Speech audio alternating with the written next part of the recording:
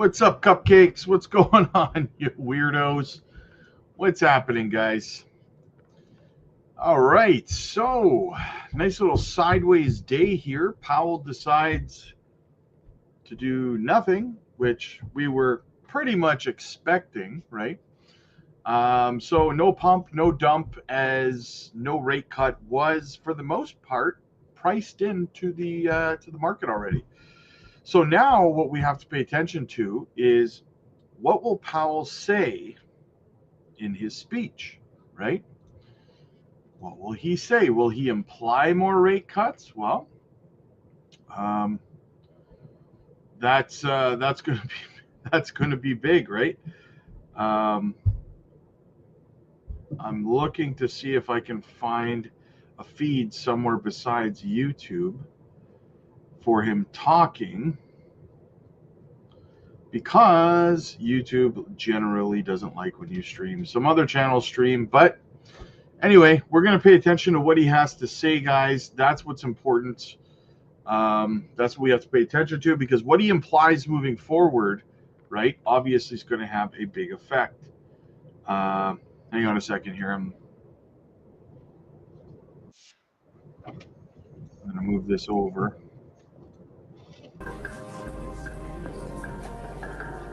There's no sound for some reason. I don't know if the sound is cut off or what, or... Oh, there is sound. Heh. My speakers were off. So we'll wait for Powell to come out and see what he has to say. Ramona says, happy Wednesday, weirdos. Hit the like button, please. Yes, absolutely, guys. And of course, your boy says, meow. I challenge the chat to unseat me as top fan. The challenge has been extended. Who will accept? All right, while we're waiting for Powell to come out and talk his nonsense, let's get into the chat a little bit. Fridge, what's up, my dude? What's going on, brother? Candyman in the house, let's go. Joy, happy Wednesday, everyone. Hit the likes for Rob's daily content. Much love and support from Florida. Florida in the house once again. I got the notification this was live, so it happened. So I hopped in to say the devs that created Fartcoin just created muted Fartcoin 10 hours ago. Okay, there you go. Overcome, what's going on, man? Good to see you. Gamma Goddess, there she is. She says everyone's taking advantage of the dip. Remember to go outside and touch some grass. Let's continue to follow Rob's guidance and get this money. Let's go. Paul, good to see you, my friend. Clifford's in the house. What's going on? Guys, as always, make sure you hit the like and subscribe to the channel. Helps the channel grow. It doesn't cost you a single solitary penny. So go ahead and do that. That would be super fantastic. And what else do we have? What else do we have? We got another super chat. Shannon, yeah, baby. Thank you so much, my friend. Absolutely greatly appreciated, guys. The support for the channel, as you know, means absolutely everything. So thank you, thank you, thank you.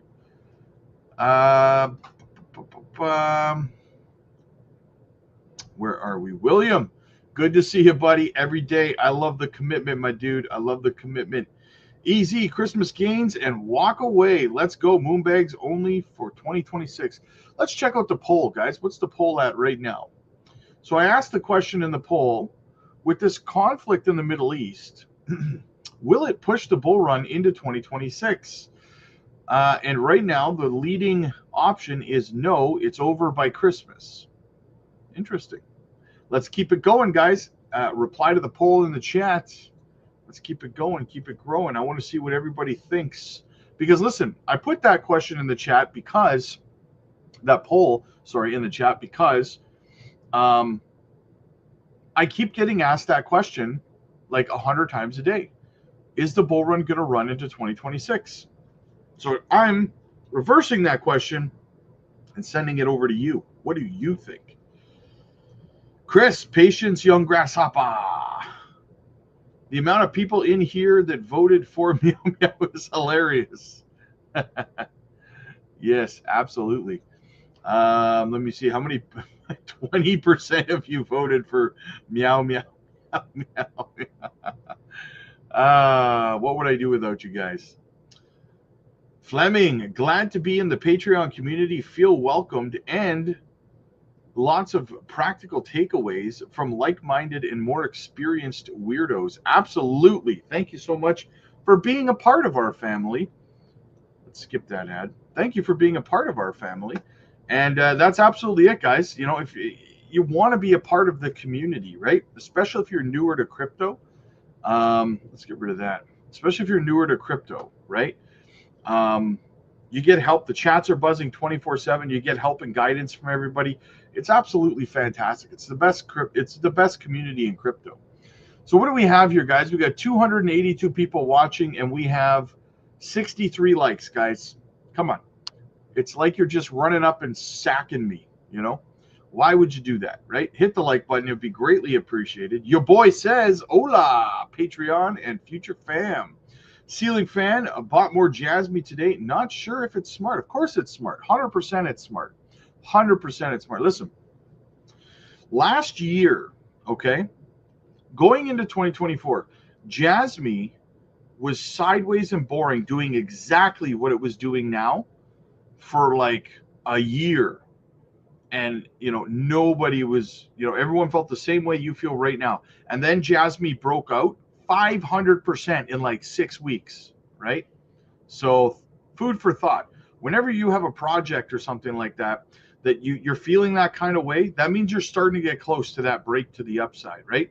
So you got to ask yourself, how are you going to feel if you sell and then it pumps 500%? Could you imagine the outright fury you would feel if you held something for like 8 months, 9 months, a year of sideways boring action only to sell, only to have it pump 3, 4, 500% a couple of weeks after you sell?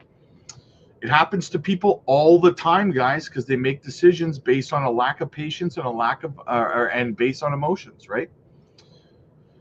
What's going on? What's going on?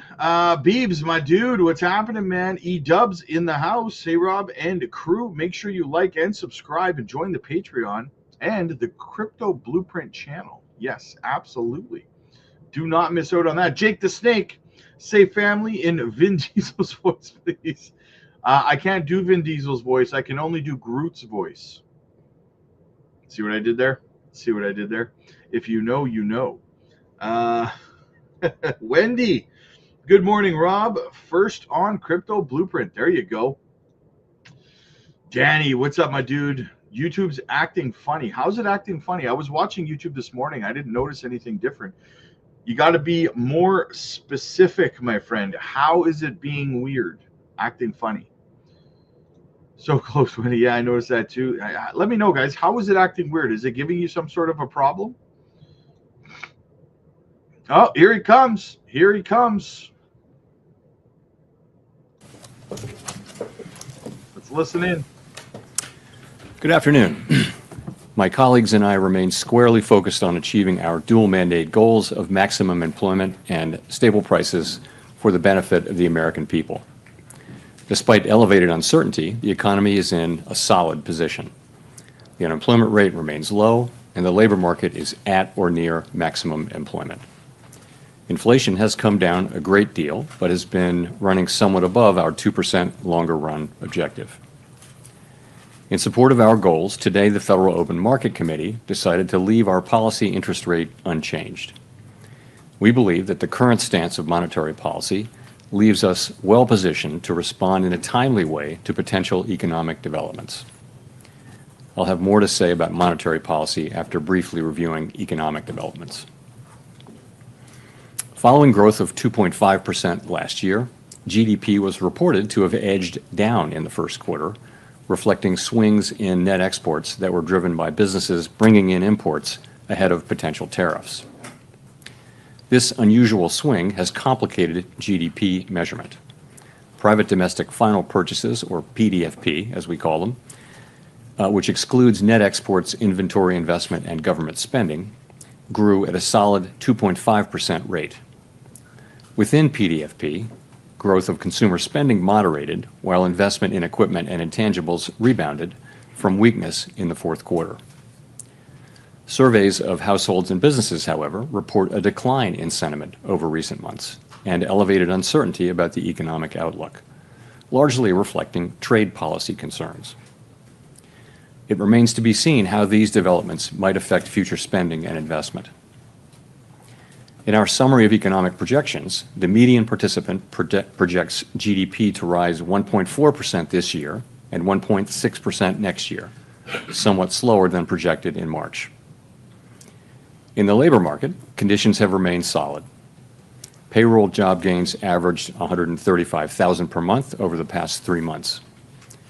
The unemployment rate, at 4.2%, remains low and has stayed in a narrow range for the past year. Wage growth has continued to moderate while still outpacing inflation. Overall, a wide set of indicators suggests that conditions in the labor market are broadly in balance and consistent with maximum employment. The labor market is not a source of significant inflationary pressures. The median projection for the unemployment rate in the SEP is 4.5% at the end of this year and next, a bit higher than projected in March. Inflation has eased significantly from its highs in mid-2022, but remains somewhat elevated relative to our 2% longer-run goal. Estimates based on the Consumer Price Index and other data indicate that total PCE prices rose 2.3% over the 12 months ending in May, and that, excluding the volatile food and energy categories, core PCE prices rose 2.6%. Near-term measures of inflation expectations have moved up over recent months, as reflected in both market and survey-based measures. Respondents to surveys of consumers, businesses, and professional forecasters point to tariffs as the driving factor. Beyond the next year or so, however, most measures of longer-term expectations remain consistent with our 2% inflation goal. The median projection in the SEP for total PCE inflation this year is 3%, somewhat higher than projected in March. The median inflation projection falls to 2.4% in 2026 and 2.1% in 2027. Our monetary policy actions are guided by our dual mandate to promote maximum employment and stable prices for the American people. At today's meeting, the committee decided to maintain the target range for the federal funds rate at 4.25% to 4.5% and to continue reducing the size of our balance sheet. We will continue to determine the appropriate stance of monetary policy based on the incoming data, the evolving outlook, and the balance of risks. Changes to trade, immigration, fiscal, and regulatory policies continue to evolve, and their effects on the economy remain uncertain. The effects of tariffs will depend, among other things, on their ultimate level. Expectations of that level, and thus of the related economic effects, reached a peak in April and have since declined. Even so, increases in tariffs this year are likely to push up prices and weigh on economic activity. The effects on inflation could be short-lived, reflecting a one-time shift in the price level. It's also possible that the inflationary effects could instead be more persistent.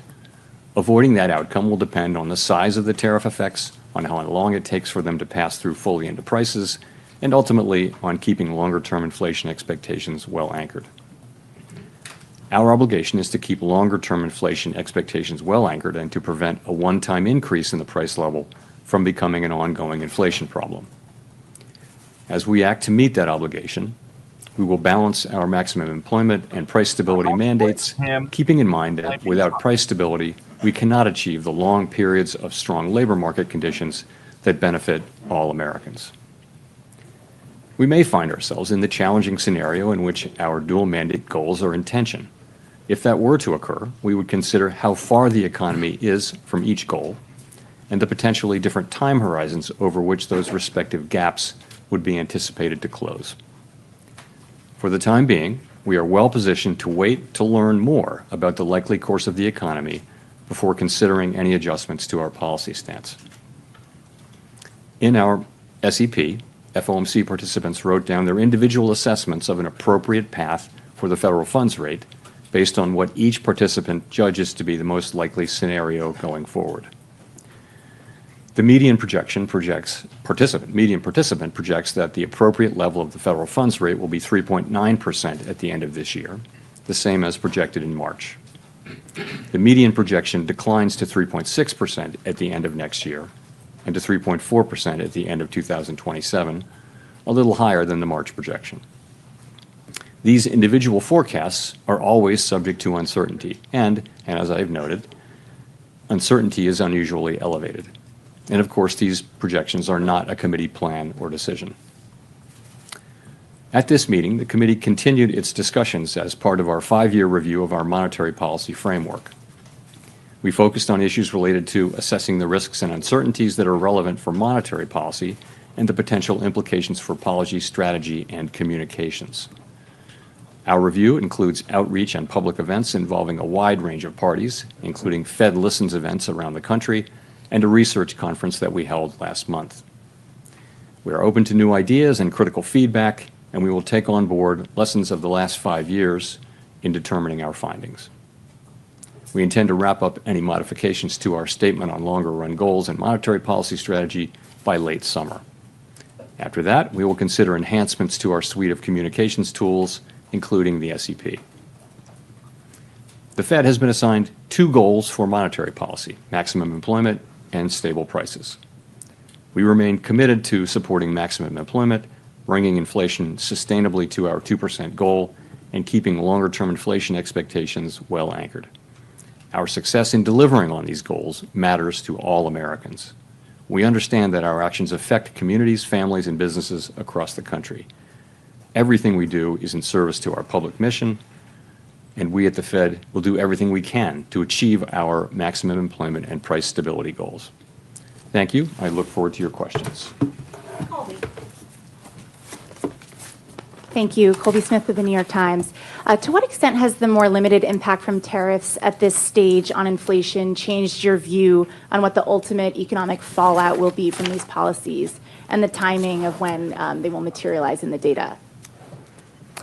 So we've had 3 months of favorable inflation readings since the high readings of January and February, and that's, of course, highly welcome news.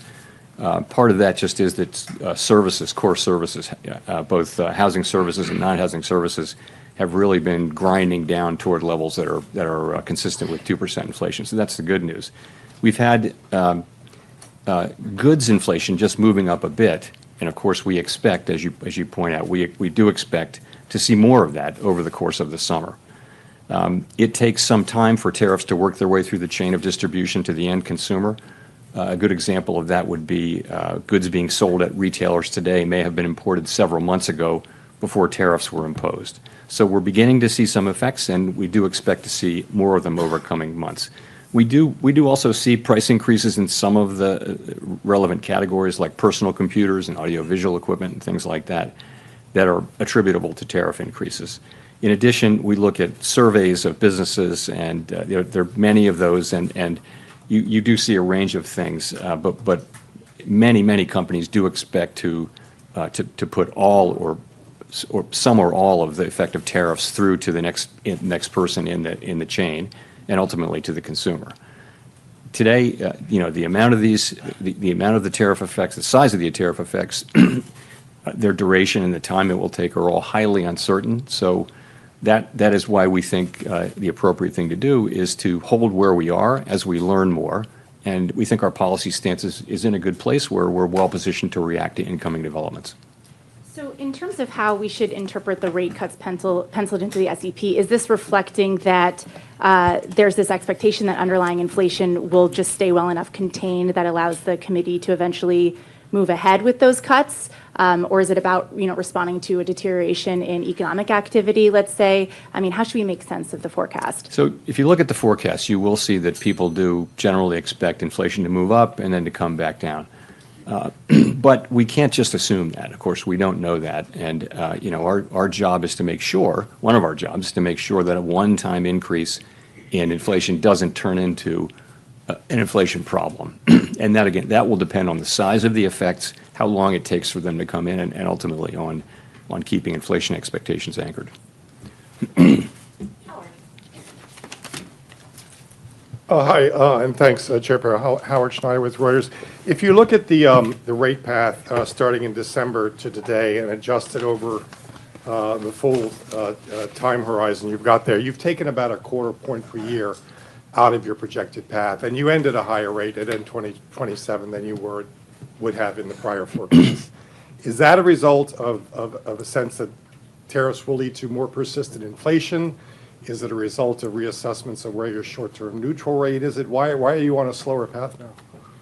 So I would focus most on the nearer term. As you get out to the later years, it's hard for anybody to know where the economy is going. You didn't see people moving their longer term, estimate of the neutral rate, for example, at this meeting. So and those things are probably slow moving. So I think if you look at what's happening here since March, this is since March, right? You see a little slower growth, just a tiny tick up, a 1/10 tick up in unemployment, and you see inflation moving up 0.3. And by the way, it was a similar move from the December SEP to the March. So that's what you see. You see the effects of tariffs.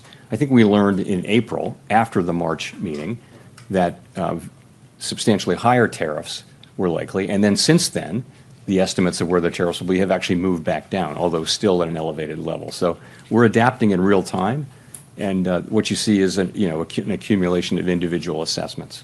But you say in the statement that risks have diminished on that front, but the July 9th, drop dead date for all the Liberation Day tariffs is still out there and unresolved. You've got now exchange of missiles between two Middle East adversaries with a possible U.S. involvement. How can you justify saying that risks have diminished? So what we said was that uncertainty uncertainty about the economic outlook has diminished but remains elevated. Many surveys say that. They do. So and that's actually a line from the Teal book, which you can see in 5 years. Remember to check that. Maybe the world will be over by No, but if you think about it, tariff uncertainty really peaked in April, and since then has come down. And that's really what that's just acknowledging. It's diminished, but still elevated. That it's uncertainty. So I think that's an accurate statement.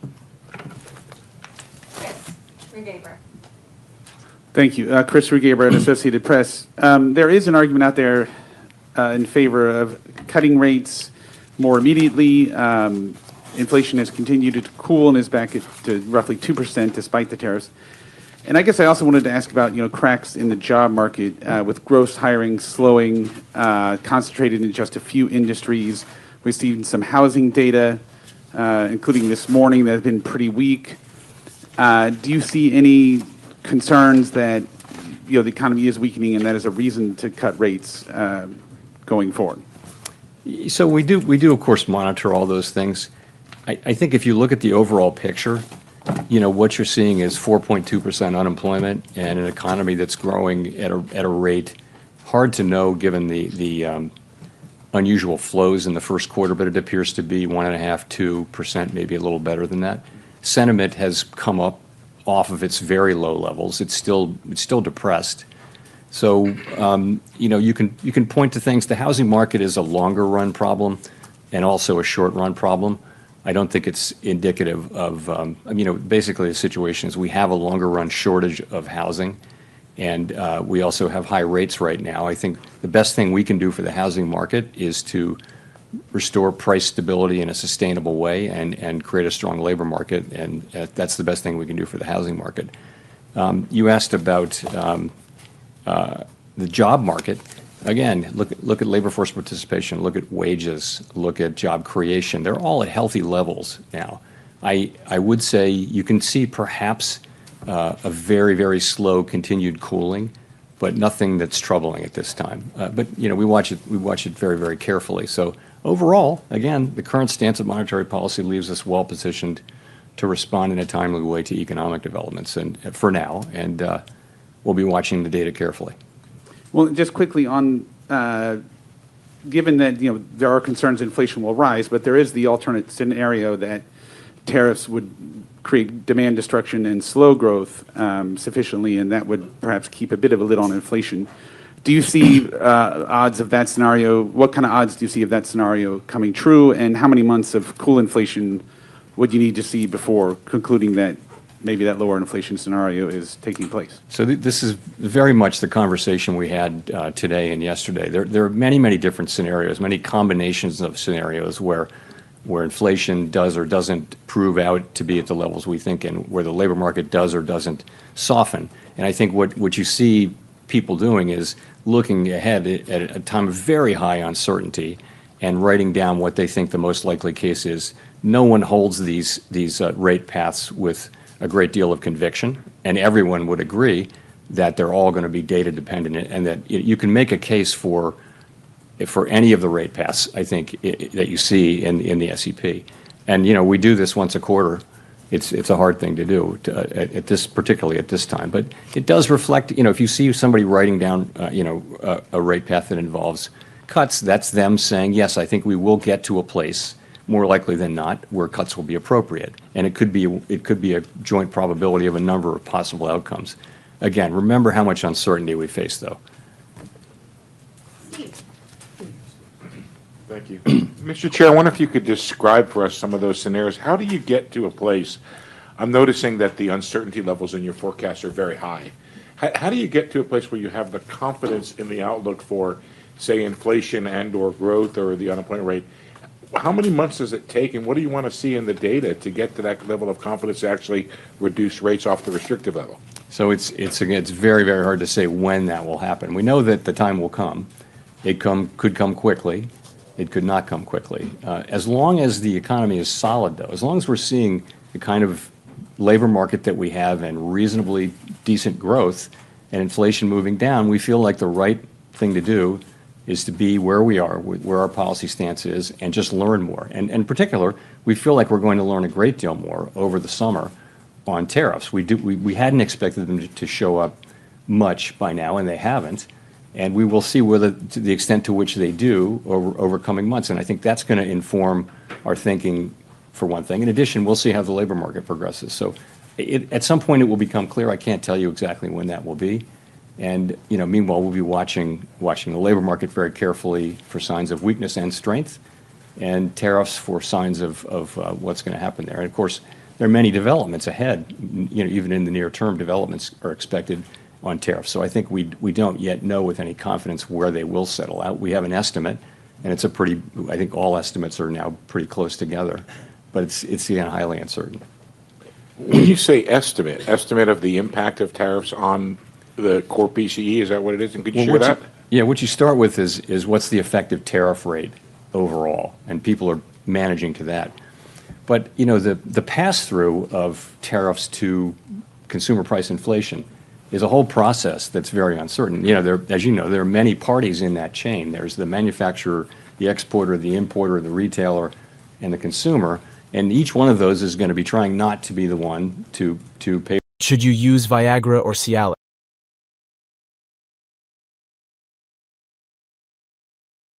I think we have to be humble about our ability to forecast it. So that's why we need to see some actual data to make better decisions. We'd like to get some more data. And again, in the meantime, we can do that because the economy remains in solid condition. Nick. Nick Tamarosa, The Wall Street Journal. Chair Powell, I guess I'm wondering if you could explain a little bit more the divergence we see in the dot plot, particularly around the 2025 rate projections. I realize this is, you have one group of officials that are putting down no cuts, another that are putting down more than one. And again, recognizing that could be difficult to summarize, but is it a matter of people having a different outlook or a different reaction function, a different commitment to defending against another inflation mistake? How did that play out over the last 2 days? So you're right. This is often the case. We have a pretty healthy diversity of views on the committee. We did have strong support for today's decision and broad agreement that our policy stance does leave us in a good place.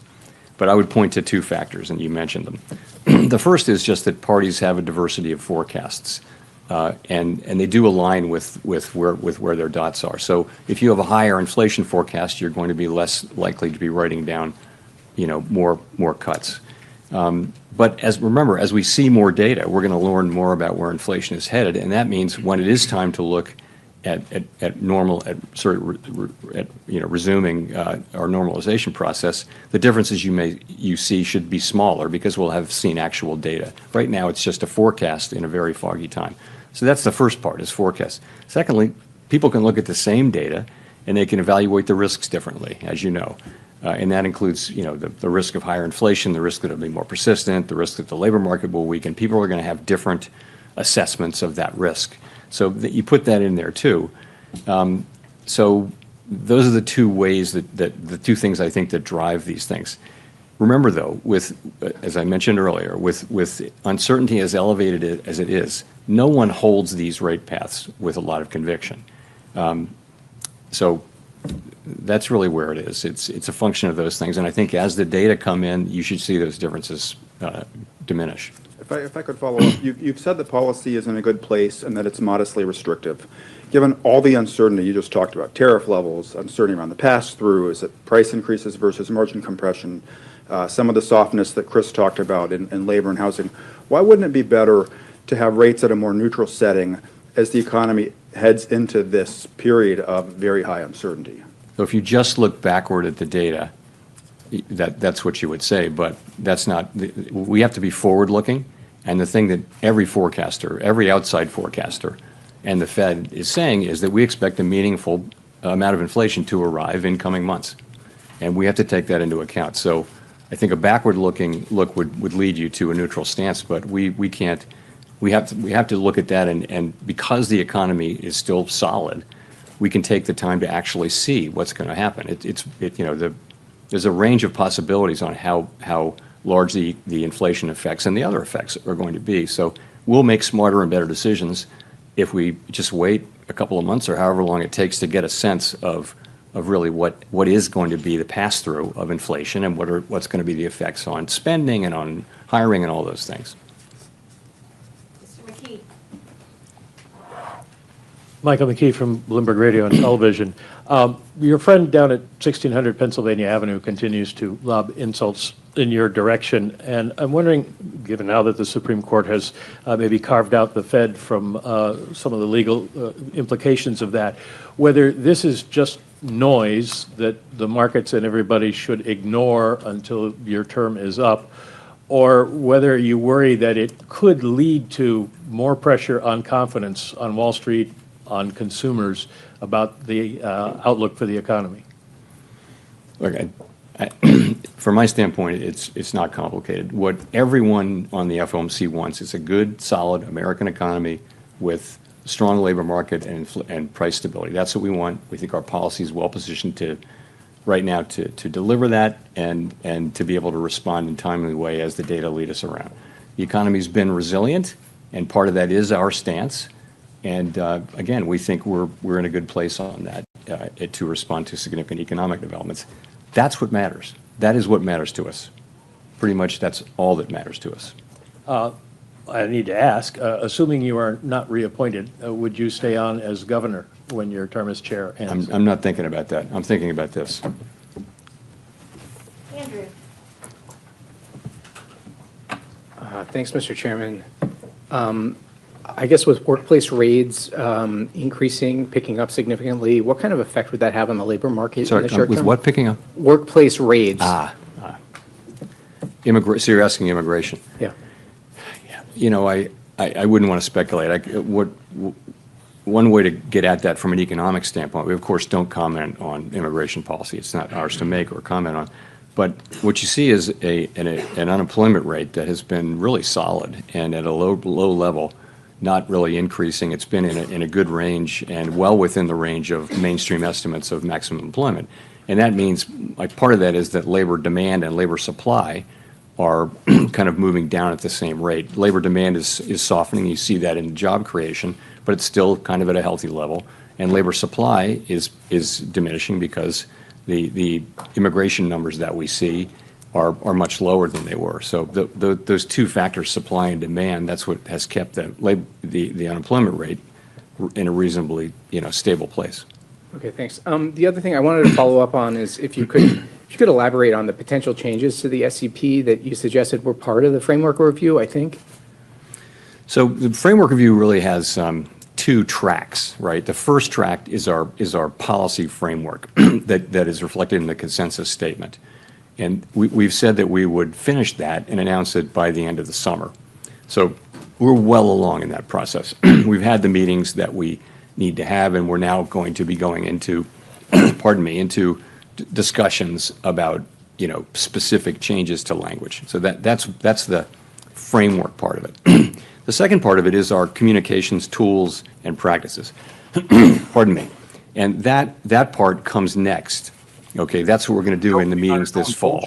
Actually, what we did at this meeting, though, is we sort of prepared the ground for that. We had a meeting where we talked at a high level about a number of ideas. The SEP is part of it.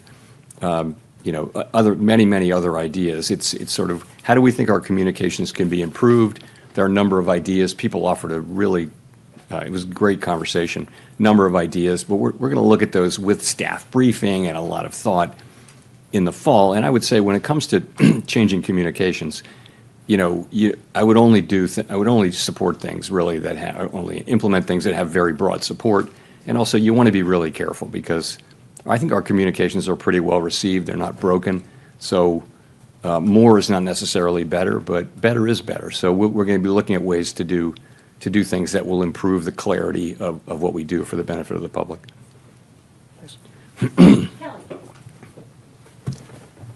Thanks, Chair Powell. Kelly O'Grady, CBS News. You're famously known as the guy that makes decision based on data instead of speculation. You've said today the inflation data is in a good place. We don't know how tariffs are going to impact prices going forward. That's uncertain. But I've got to go back to the last time that you cut rates in December, and there was still the what if of tariffs. So what made you feel comfortable cutting then when inflation was higher than where it is today and you didn't cut today? Good question. Well, the forecast for inflation in December was 2.5. Core PCE for 2025, the forecast was 2.5%, which was a good inflation forecast. I think what we've learned is that, and this was long before we had any idea of what the actual policies would be, we've learned that the tariffs are going to be substantially larger than forecasters generally thought. And we don't, our forecasts are generally not particularly different from those of other, well-resourced forecasting operations. So what we learned, and particularly in April, was that very substantially larger tariffs were coming, and that would mean higher inflation.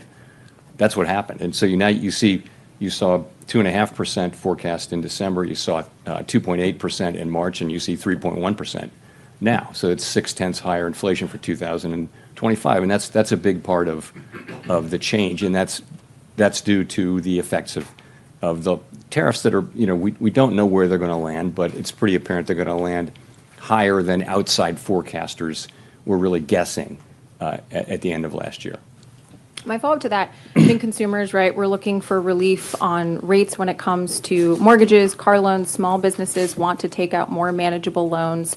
When you look at the cumulative inflation over the past 5 years, prices have risen over 20%. It's been a rough road.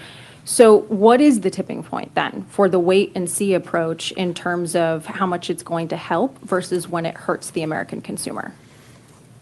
Well, I mean, we're trying to restore price. Best thing we can do for the public that we serve is restore price stability. If we can, and we will, restore price stability, meaning 2% inflation on a durable, sustainable basis. That, and also maximum employment. If we restore those things, that's the best thing, and that is our goal. The best thing we can do for the American people, for households and businesses, that is the ultimate thing that we can deliver. And they can make their decisions without having to think about inflation all the time. So in the meantime, we have to keep rates high to get inflation all the way down. They're not very high, let's be honest. I would say policy is modestly or moderately, probably modestly now restrictive. If you look at the economy, it's not performing as though it were performing under very strict monetary policy, very restrictive monetary policy. So I would say probably modestly restrictive. And so what it will take is confidence that inflation is coming down. Now, I would say without tariffs, that confidence would be building, because if you see what's happening with non-housing services and housing services, which are the other two big pieces other than goods, those are coming down really nicely now. So I think we have to learn a little more about tariffs. I don't know what the right way for us to react will be. I think it's hard to know with any confidence how we should react until we see really the size of the effects, and then we can start to make a better judgment. So that's what we're doing, and I think we can take the time to do. What are we celebrating? I just found the perfect Healthy clip now. And inflation is 2.3% headline inflation over a 12-month basis. So it's a good economy and a solid economy with decent growth. Thank you, Chair Powell. So you're saying that uncertainty has come down, the economy is moving at a solid pace, inflation has come down over the past 3 months, and this is all moving in the right direction. So are you indicating here that Americans should expect some sort of economic pain in the second half of the year? I'm not saying that at all. From our standpoint, what I can say is that the U.S. economy is in solid shape. Inflation has come down. The unemployment rate remains at 4.2%. As I mentioned, real wages are moving up. It's a good job creation is at a healthy level. Unemployment, again, as I said, low. Labor force participation in a good place. So, and what we're waiting for to reduce rates is to understand what will happen with really the tariff inflation. And there's a lot of uncertainty about that. Every forecaster you can name who is a professional forecaster with adequate resources and forecasts for a living is forecasting a pretty significant. Everyone that I know is forecasting a meaningful increase in inflation in coming months from tariffs because someone has to pay for the tariffs, and it will be someone in that chain that I mentioned between the manufacturer, the exporter, the importer, the retailer, ultimately somebody putting it into a good of some kind or just the consumer buying it. And all through that chain, people will be trying not to be the ones who pick up the cost. But ultimately, the cost of the tariff has to be paid. And some of it will fall on the end consumer. We know that because that's what businesses say. That's what the data say from past. So we know that's coming. And we just want to see a little bit of that before we make judgments prematurely. And follow up on that. So you spent years ago talking about how you're data dependent, and be a little more direct on this. Now you're making decisions looking forward. Doesn't the data you're seeing today indicate there should be a rate cut? No, I mean, your monetary policy has to be forward-looking. That is elementary. You've got to be looking. I always talk about the incoming data, the evolving outlook, and the balance of risks. We say that over and over and over again, right? So it's always forward-looking. At the very beginning of the pandemic, we cut rates to zero immediately. Nothing had happened. We just knew that it was going to be really bad, right? So we took very aggressive forward-looking because we knew things were going to be unusually difficult. So, of course, this is something we sort of know is coming. We just don't know the size of it. And again, the economy seems to be in solid shape. So the labor market's not crying out for a rate cut. Businesses, were in a bit of shock after April 2, but you see business sentiment, you talk to business people now, there's a very different feeling now that people are working their way through this and they understand how they're going to go, and it feels much more positive and constructive than it did 3 months ago, let's say. So again, we think that our current stance of monetary policy is in a good place.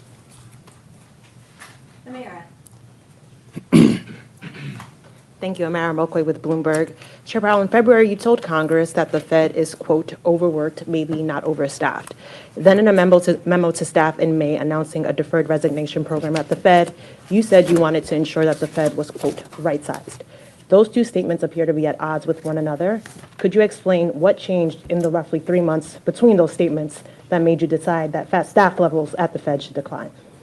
I don't see them at all as intention. So I was asked, is the Fed overstaffed? And I said no, and I sort of said as a pun, overworked but not overstaffed. People do work extremely hard at the Fed, and I know they work hard at Bloomberg too. So, but we work hard, but I would say this. So we are careful stewards of public resources, and sometimes you need to show that.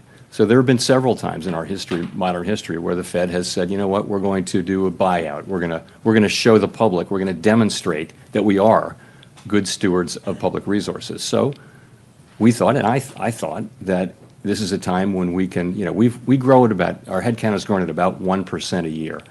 So over the course of a couple of years, we're doing a careful scrub of the board and all the reserve banks, and we're going to find 10% of employees who can do something else, where we can streamline our operations, and we think we can get there in a couple of years. We think we can do that, and we think this is without taking risk to carrying out our critical missions. So this is something you do very carefully, thoughtfully, and you do it, again, respecting that we have critical missions to carry out. I've had experience, a lot of experience in my prior careers, with headcount reductions and things like that, and this is how you do it professionally. You do it carefully, thoughtfully, with a lot of planning, and you do it over a period of time. And I think the Fed will be fine. I think no one will notice any decline in our ability to carry out our missions. And I think it's just us wanting to demonstrate to the public that we are actually good stewards of their resources. We're effectively wiping out 10 years of headcount growth with this. So, I mean, we wanted to show that, that we're good stewards. How is progress on reducing headcount going so far? Are you on track to meet the goal? We're just at the very beginning. As you know, we're doing a buyout program. We're gonna hit that goal. I think many organizations find that they can do this. You don't want to do it every year or anything, but you can do it at intervals, and you wind up not interfering with your ability to perform your jobs.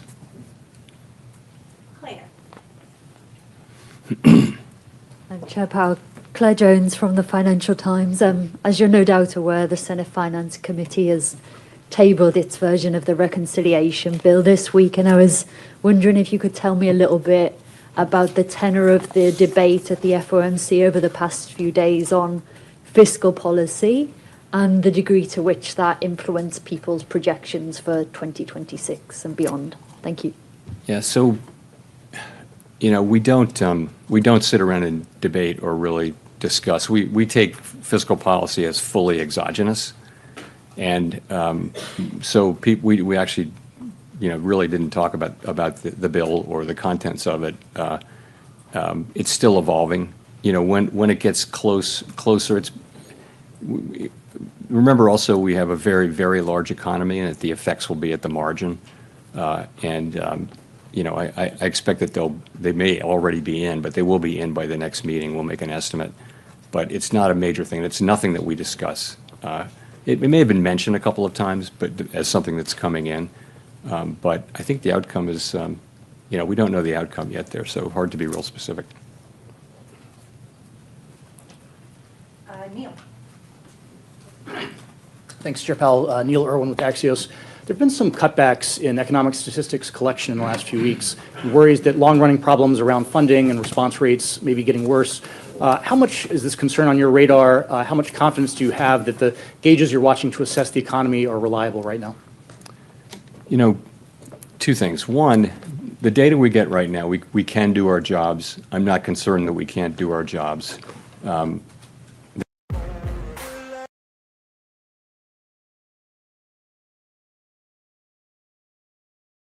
Layoffs and important gatherers of data are saying that they're having to cut back on the size of their surveys. That's going to lead to more volatility in the surveys.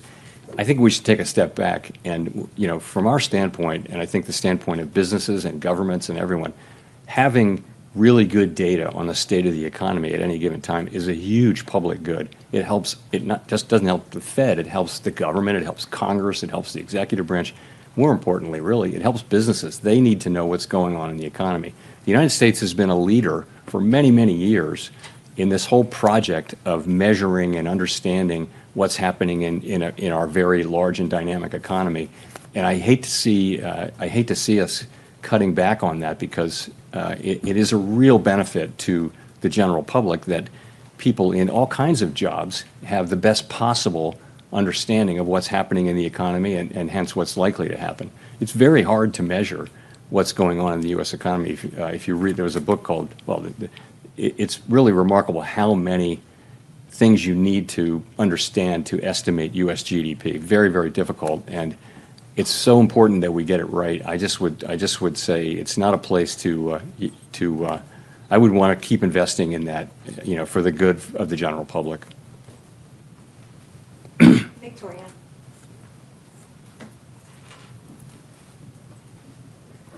Hi, Victoria Guida with Politico. So you're conducting this monetary policy strategy framework review, but next year we're supposed to have a new Fed chair, and I'm wondering if that affects at all the way that you're approaching this. How do you ensure that this framework will actually be durable? You know, the framework the framework document goes back to 2012, and it's the committee's document. It's not like we're going to invent a brand new way to do things. It's been an evolving document, so it shouldn't depend on who the chair is at all. It should depend on what's happening in the economy and what the committee wants to do. So, yeah, it isn't really tied to any particular chair.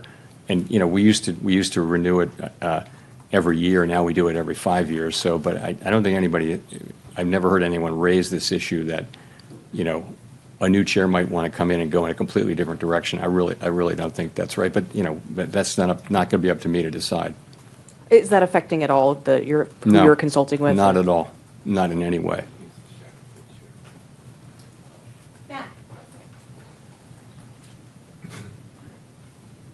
Thank you. Chair Powell, Matt Egan from CNN.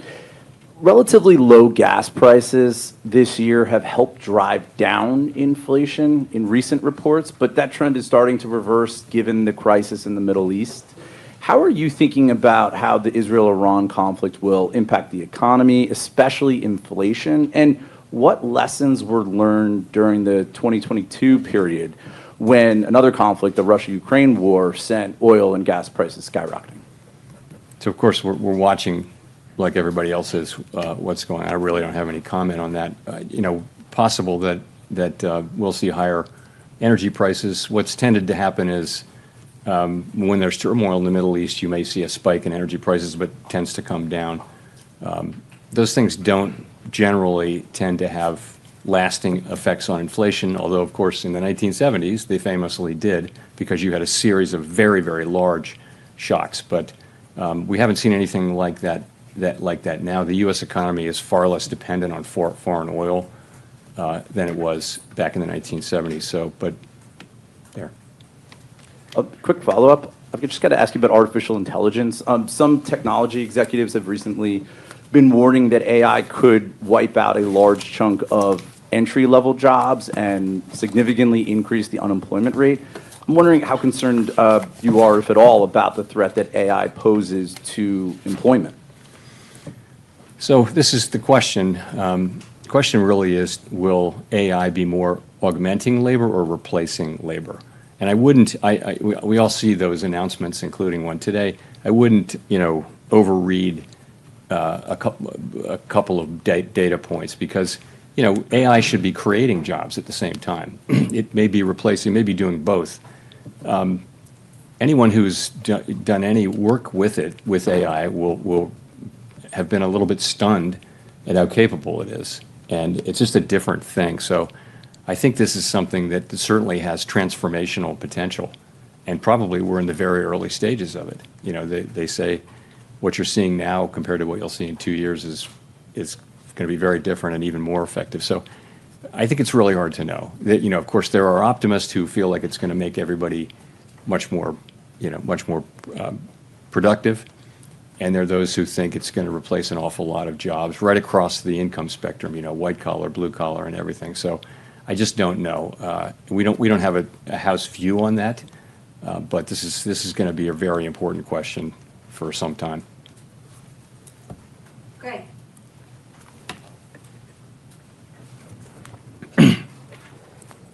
Thank you. Greg Rapp from MarketWatch.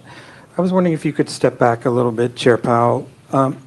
You know, there's a spate of articles and a lot of op-eds now in the newspapers saying that the U.S. economy and the global economy is going through this profound change, you know, akin to the end of the Bretton Woods era in the 1970s. And don't you owe the American people, like, some sort of, like, explanation for what we're going through? I mean, I noticed earlier this month when you talked about Bretton Woods a little bit, and you said that Bretton Woods, the Fed staff had to, like, change how the dollar, movements of the dollar was impacting the economy. Are we going through something like that now? That, you know, are you having to change how you do monetary policy? Is it that fundamental a change underway? Thanks. It's certainly a time of real change. From a geopolitical standpoint, from a trade standpoint, from an immigration standpoint, you see this not just here but everywhere. So there's quite a lot going on. It doesn't change the way we do monetary policy in the near term. And it doesn't change our objectives or what we need to do. And these things are not really our issues. They're really issues for elected governments. All of those issues are really for elected governments. But there's no question it's a time of real change, and very hard to see where that goes. Will it be? There have been many things written about how it's going to be a more inflationary time. That's possible. It's not guaranteed. AI could cut in the very other direction. AI could make people much more productive and push in the other direction. I don't know though. But you're right. But honestly, our focus is a much more practical one, and that is how do we keep inflation low and employment high in the near term. That's really what we're about. Mark.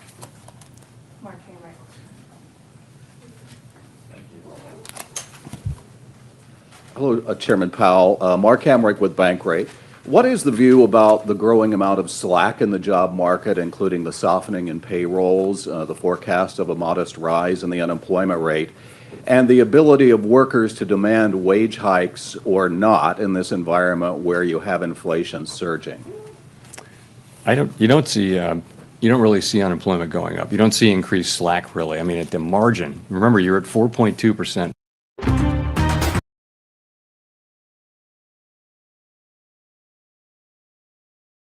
Off of an even lower level.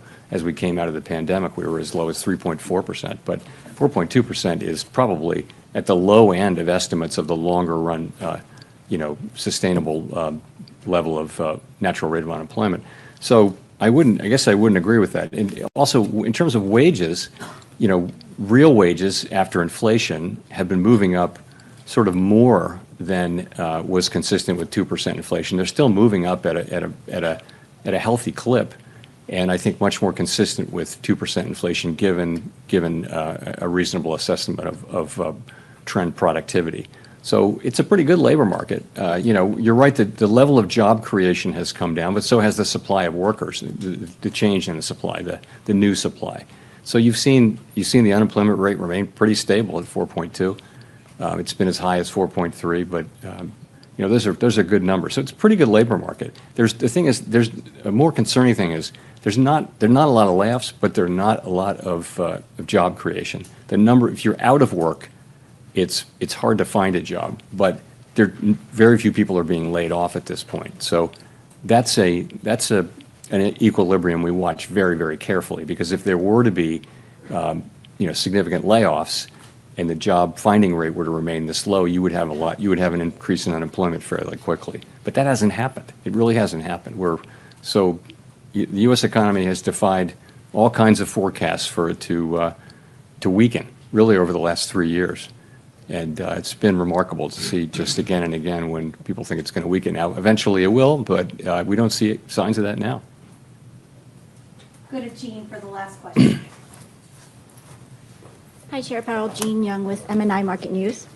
There's been a lot of talk about cuts. I wanted to ask you, why do you think there are no forecasts for rates to rise or even to stay where they are next year, given that the projection for inflation is to rise to 3%, and there's some skepticism over whether those price hikes will be a one-time event?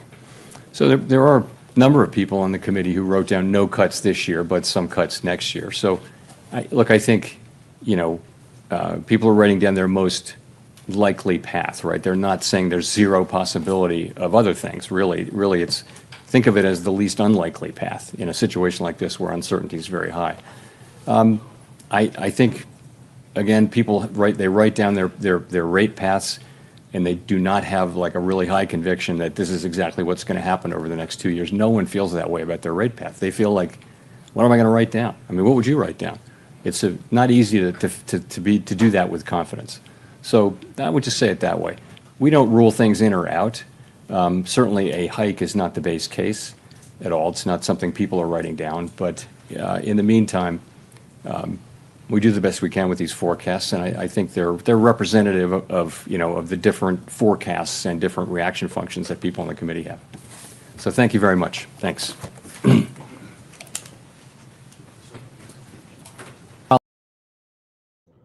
Well, there you have it, guys. There you have it. You know that Mr. T is going to have a lot to say in response, because essentially all Powell really did there was blame tariffs and blame Trump for them not cutting rates, because they don't know what's going to happen. They don't know what the effects on these tariffs are going to be. So it's all Mr. T's fault, right? So we'll have to see how it plays out, guys. We'll have to see how it plays out. But the market did not respond in any way, shape, or form. Bitcoin is actually up a little bit from when Powell started talking. It dipped down to 103, like 103.8. It's back up to 104.2. So I think now that the speech is done, I think we'll probably see a move up. We'll probably have a slightly green candle later today.